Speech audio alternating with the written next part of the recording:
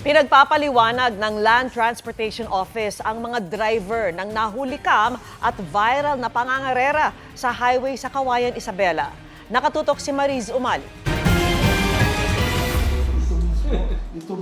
Sa viral rear-view video inilakip sa show cause order ng Land Transportation Office, kita ang pagharurot ng isang silver na AUV sa isang national highway sa Kawayan, Isabela. Tila nakikipagkarera umano ito sa SUV na siyang may kuha ng rear-view cam video. Sa ilang punto ng pag-arangkada, nagbuga pa ang AUV ng itim na usok.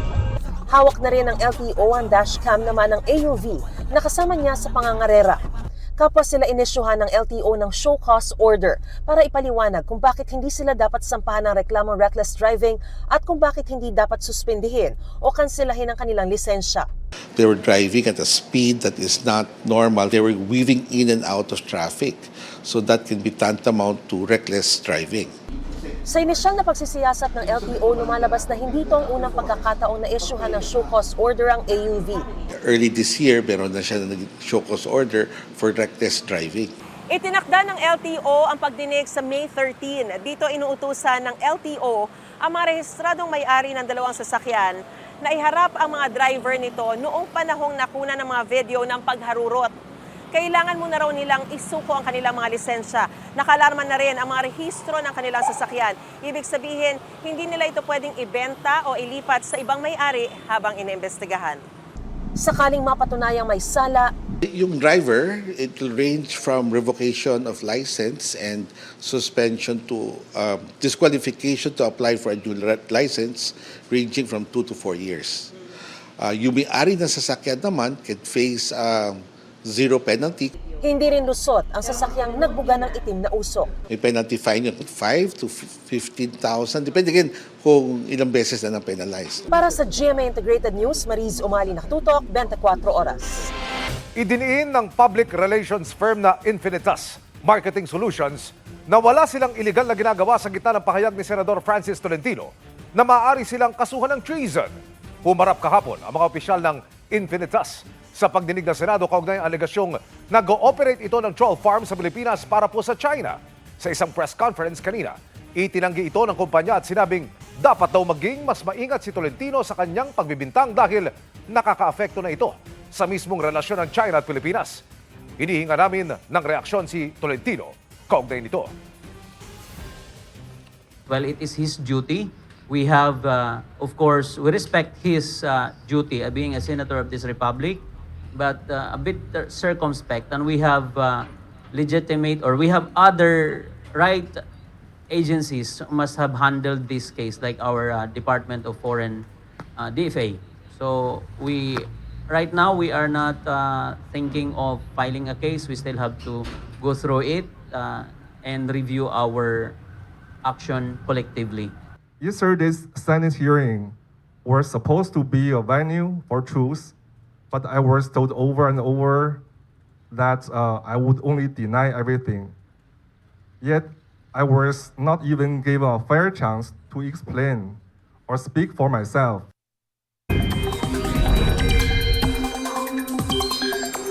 Mga kapuso, dalawang low-pressure area na po ang minomonitor ngayon sa paligid ng bansa.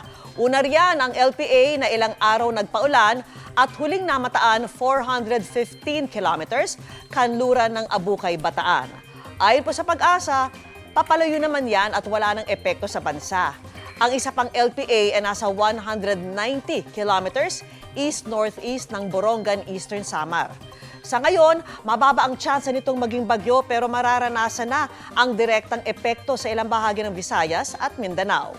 Easterlies naman ang patuloy na makakaapekto sa natitirang bahagi ng bansa. Base po sa datos ng Metro Weather, umaga pa lang may pag-ulan na sa Southern Luzon, Visayas at Mindanao. Magtutuloy-tuloy ang mataas na tsansa ng ulan hanggang hapon at gabi at meron na rin sa ilang bahagi ng Northern at Central Luzon. Maging handa po sa banta ng baha o landslide. Kahit napapadalas na ang thunderstorms sa pagpasok ng Mayo, ramdam pa rin ang mainit at maalinsangang panahon. Bukas, danger level na aabot sa 42 hanggang 44 degrees Celsius ang inaasahan sa 19 na lugar kasama na po ang Metro Manila. Pero kahit mainit, gaya po kagabi at kanina, posibleng maulit ang pag-ulan bukas. Patay ang isang nagba-buy and sell ng sasakyan online nang barilin siya ng isa sa mga buyer sa kanilang meet-up kagabi. Arestado na ang 5 suspect na lumalabas na may mga dati na ring kaso. Nakatutok si Mark Salazar.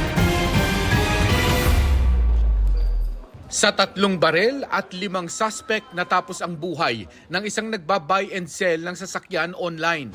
Pasado alas 11 kagabi, nakipag-meet up ang biktima sa 2 interesadong bumili ng kotse. Nagsama ang seller ng 2 kaibigan sa West Service Road, Barangay Marcelo Green, Parañaque City, kahabaan ng South Superhighway. Pero matapos i-test drive ang sasakyan, binarel ng isang buyer ang seller. And then, without any provocation or anything, pagtapat doon sa victim, bumaba ng sasakyan, bumunot ng barel, pinutukan ng 2 beses yung ating biktima at inutusan yung testigo natin na tumakbo ka na. Ayon sa isang kaibigan ng biktima, nakasama ng isang suspect na nag-test drive, may narinig na po akong 2 putok. Pagkaputok po, ginanon po agad ako ng baril sa ulo nung nasa loob na nag-test drive. Sabi sa akin na, ka na lumaban. Kinuha po yung cellphone ko. Ayoko po sana bigay yung susi. Nasa akin po yung susi eh. Nag-alangan po ako, baka po barilin po ako eh. Tapos yun po, bumaba na po ako. kwento naman ng isa pang kasamahan ng biktima. Paglingon ko po sa may lalaki, nilalabas na yung barel. Sabay putok ko ng isa sa tagiliran. Yun po yung ininda niya ng gusto. Nag-slow mo na po lahat sa akin eh. Tapos nakatitig lang ako sa bumarel. Shock po, shock. Nung pangalawang putok, dun po ako na parang nagising. Sabay nakatakbo na po ako. Tumakas ang 2 suspect, tangay ang ibinebenta sa kanilang SUV. Pero naging misteryo nang makita ang sasakyang abandonado sa di kalayuan at tumakas sila gamit ang sariling motor. Nang sundan ng CCTV ang pinuntahan ng getaway motorcycle, nalantad ang motibo sa krimen. Doon namin nakita kung saang bahay pumasok.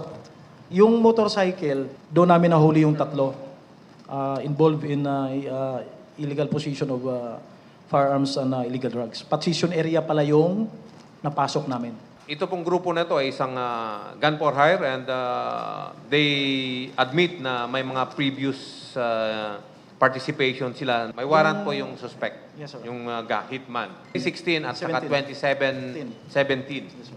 na murder cases in Parañaque. Binayad lang po sa amin, pinagutusan lang po kami. May iba pa kayong kasama? Maliban sa 5? Ayaw naman magbigay ng pahayag ng iba pang suspect. Sa korte na lang po, sir. Sa korte na lang po. Kakasuhan ng murder, carnapping at paglabag sa gun ban ang 5 arestadong suspect. Tinutugis naman ng pulisya ang mastermind sa pamamaslang. Para sa GMA Integrated News, Mark Salazar. Nakatutok, 24 oras. Magandang gabi mga kapuso. Ako po inyong Kuya Kim na magbibigay sa inyo ng trivia sa likod ng mga trending na balita.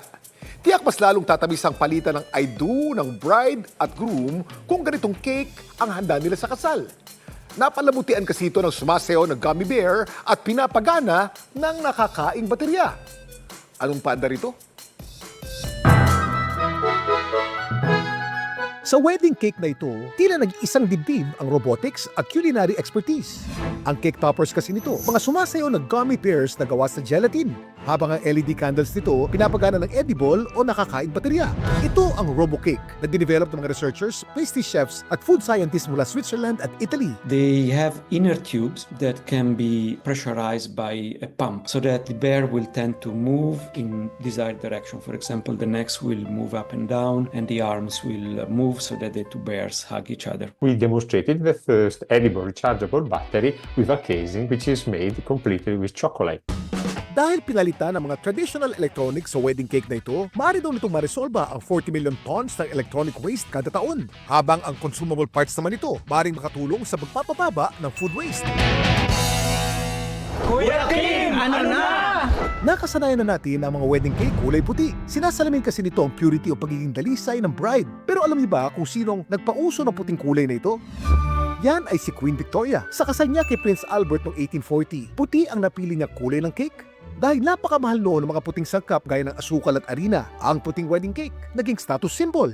Pero alam niyo ba na hindi cake ang pinagsasaluhan noon ng bride at groom? Noong 16th century kasi, bride's pie ang madalas hinahain sa mga kasalan. Pastry crust ito na naglalaman ng oyster, lamb testicles at pine kernels. Kung ang Robo Cake may tuturing na isa sa pinaka-innovative na cake ngayon, ang cake namang ito sa Amerika, record-breaking. Ang may hawak ng Guinness World Record para sa pinakamalaking wedding cake ay ang Mohegan Sun Casino sa Connecticut, USA. Ang naturang wedding cake na dinisplay sa kanilang New England Bridal Showcase noong 2004, tumitimbang na mahigit 6 na tonelada. Samantala, para malaman ng trivia sa likod ng viral na balita, ay post or comment lang, #Kuya Kim! Ano na? Laging tandaan, kimportante ang may alam. Ako po si Kuya Kim at sagot ko kayo, 24 oras. Wala nang isang linggo bago ang eleksyon pero ilang kandidato pa rin ang inisyuhan ng show cause order. Ang isa, gumamit ng pandiwang tila doble ang kahulugan dahil nakababastos para sa isang babae. Nakatutok si Rafi Tima. Isa si Caloocan Congressional Candidate Edgar Erice sa mga latest na pinagpapaliwanag ng COMELEC. Binanggit sa show cause order na inisyu sa kanya ang paraan ng pagpuna niya sa suot ng isang babaeng kandidato sa isang interview. Kabilang sa binanggit niya ang anyay maikli at revealing na suot nito habang nakadila umano. Binanggit din sa show cause order ang ginamit niyang pandiwa sa isang kampanya na tila double meaning dahil nakababastos para sa isang babae. Ayon sa COMELEC, posibleng paglabag ito sa kanilang Anti-Discrimination and Fair Campaigning Guidelines. Pero giit ni Erice, walang pagdidiskrimina sa kanyang mga nasambit na pagbatikos lang anya sa mga aksyon ng isang public official. Tanong ngayon ni Erice, bakit tila pinupuntirya siya ng COMELEC dahil ba anya sa mga pambatikos niya noon sa komisyon? Giit ng COMELEC, sagutin na lang niya ang show cause order. May iba pang show cause order na inisyu ang COMELEC ngayong araw na dagdag lang sa mga dati ng pinagpapaliwanag dahil sa iba't ibang election offense. Sa Marikina, 2. Pagkatapos, 2 rin sa Laguna.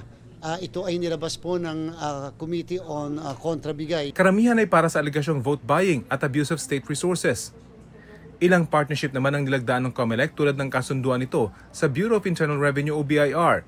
Tutulong ang BIR sa pagsigurong may dedeklara ng mga political endorser kung bayad sila o bahagi ito ng donasyon nila sa mga politiko o political parties. Para sa GMA Integrated News, Rafi Tima, nakatutok, 24 oras.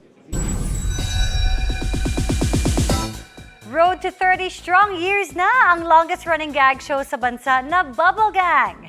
Extra special ang celebration lalo't may mga inihandang sorpresa ang mga resident ka-bubble. May chika si Nelson Canlas.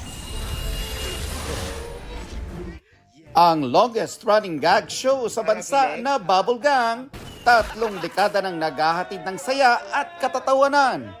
Ngayong Oktubre nila ipagdiriwang ang 30th anniversary ng show. Kaya naman kwento ni nakapuso comedy genius Michael V. at Paulo Contis, nakakatawa ka ba? May hinahanap silang bago. Siyempre, gusto natin yung gang na word sa Bubble Gang, maging totoong gang talaga. Mas malaki, mas malawak, tsaka mas marami ang nasasakop na tao at tsaka humor sa society. Actually, yun naman ang pag-adapt natin sa bagong comedy, ika nga, di ba?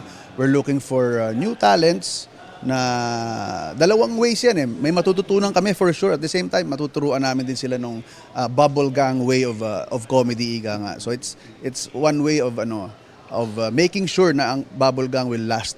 May secret project din na ikinakasa ang dalawa ng bisitahin namin.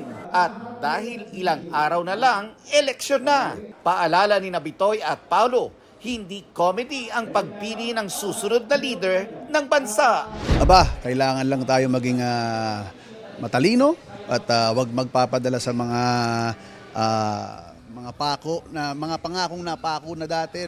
It's time for us to be very smart. Ngayon tayo ang may hawak nung alas. So it's up to us para maging masagana ang ating buhay. Basta piliin mo kung sino iboboto mo. Ang iboboto mo ba makakatulong sa bansa natin o magiging pabigat lang? Nelson Canlas, updated sa Showbiz Happenings. At mabilis na chika naman tayo para updated sa Showbiz Happenings.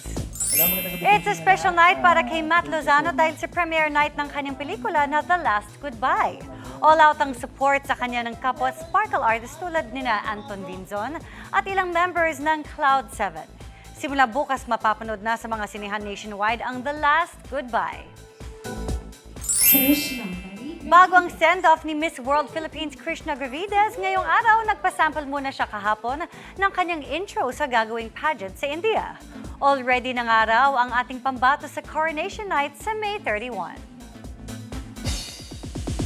And that's my chika this Tuesday night. Ako po si Iya Adaliano. Miss Mel, Miss Vicky, Emil. Thank you, Iya! Salamat sa iyo, Iya. Thanks, Iya. At yan ang mga balita ngayong Martes. Ako po si Mel Tiangco. Ako naman po si Vicky Morales para sa mas malaking misyon. Para sa mas malawak na paglilingkod sa bayan, ako po si Emil Sumangil. Mula sa GMA Integrated News, ang News Authority ng Pilipino. Nakatuto kami 24 oras.